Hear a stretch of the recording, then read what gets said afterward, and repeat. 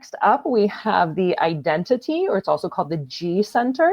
And this is love, identity, and direction. And this is 43.5% of the population has this undefined, and they amplify others' way of being. And the not self is looking for love and direction. So the question you can ask yourself is, am I looking for love and direction, or how am I looking for love and direction? And the secret here is that you're sampling directions and you're collecting your correct places. Because with the undefined G, if you're in the wrong place, you're with the wrong people. And remember that you don't have to find yourself, right? So this one's really interesting because the G center is almost like, I think of like a San Francisco like streetcar, or like a trolley or a tram system in like, neighborhoods or towns. And the defined G is like, we have like our set track and our set route, and this is where we're going in life, and like we have that path set out for us. And when you have like an undefined G, it's like you get to like jump onto other people's trolleys and their streetcars, and you get to see where they're going. And you're meant to, right? Like you're meant to be receptive in that way, but you have to be very aware of the quality of the environment that you're in, because if you're in the wrong place, you're going to be with the wrong people, and you can be taken on a ride, right? Like the proverbial ride. If you have this undefined, and you're never going to have that defined sense of self and that sense of direction of where you're going.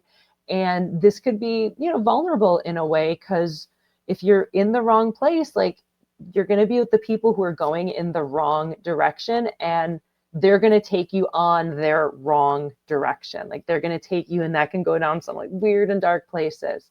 And so it's very important, because you're collecting the places that are correct for you, right? Like you're sampling this person's direction, and you're sampling where that person's going, and you're seeing where that person's going. And you also have this way of the sensitivity to the environment, where you can like feel into the quality of the environment. And if it's a weird environment, or you feel funny, like let's say you walk into a restaurant and you get like a weird vibe, like go somewhere else. That's not going to be the place for you, because you have this environmental sensitivity, and like use that to your advantage.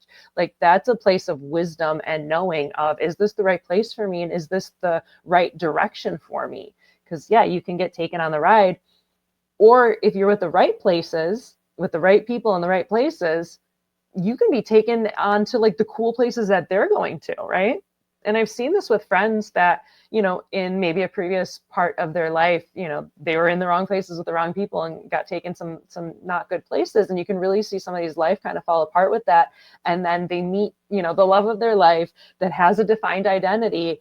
And now all of a sudden it's like they're on the straight and narrow, and they're being taken to the correct place. And maybe they're even moving which city that they're in, because this person with this defined identity is meant to condition them, right? Like our undefined centers, we're meant to receive that information and receive that conditioning from other people when it's correct for us. And this is when it goes back into like your own strategy and authority, right? Like whatever your authority is, you tune into that, because that's going to then tell you, is this the right person? Is this the right place for this person to condition me? Right? If you have a defined sacral and an undefined identity, and you meet somebody and your sacral is like, yeah, I'm totally into this person and I love where they're going, well, then you're meant to be conditioned by that person's definition, because your body has decided, yeah, that's right for me. I'm meant to receive this data and information and see where it takes me. And that's like the key to it all, where it can get kind of overwhelming with human design of like, there's this deconditioning and this conditioning and this not self and this, that, and these questions and these keynotes. And it can get like overwhelming in a way, but the caveat, right? The clincher there is, but you have your own internal system to say, is this good or bad for me?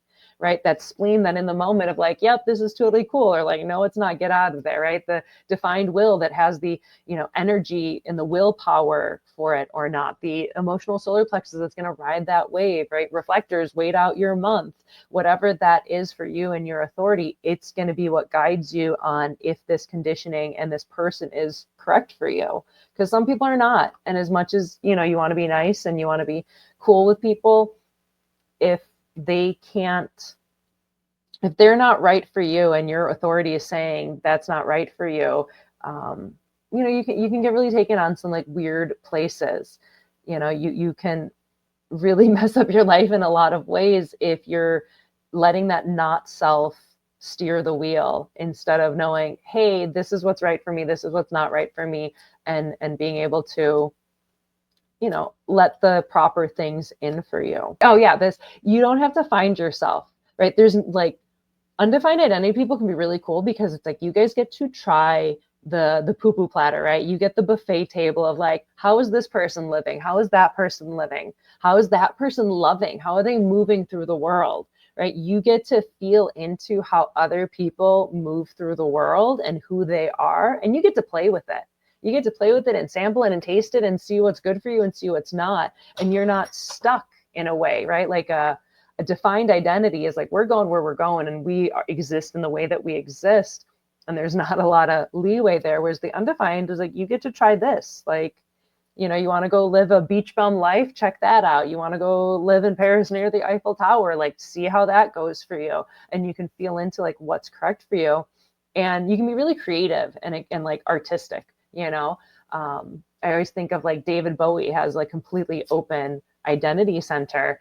And for him, it's like, who was he? He didn't have a defined any identity. He was all these different people. He played all these different characters. And if he was trying to find himself, it's like you can go looking, but he's never gonna find, this is who I am. I found it. I found the essence of me. Like, it's not gonna happen in that way. But what's cool is you get to just explore all the ways of being and see what works for you and have fun in the process. Just don't let it make decisions for you. So yeah, overall, it's if you're in the wrong place, you're with the wrong people. So make sure you're in the right places with the right people, and just keep collecting those good places that you feel right in and hang out there. And allow yourself to be a little picky of like, do you feel good in the place or not? Because that's going to be a really pivotal factor for you and like where you go in life. Oh, yay, comment. So friends with audio. So, self-projected projector, SPP, define G center. And it does feel like things are set in stone sometimes. That's really interesting. So you're defined and you feel very set in stone with where you're going. Yeah, that makes sense. Because it's like you're on that like trolley car that's going in one place in one direction. And these are your stops, right? Like you're stopping at these different towns, and that's where you're going. I definitely relate because I have a defined identity as well. And it's like, this is who I am. This is where I'm going. Like either get with it or get out of the way. So yeah, I definitely relate to that.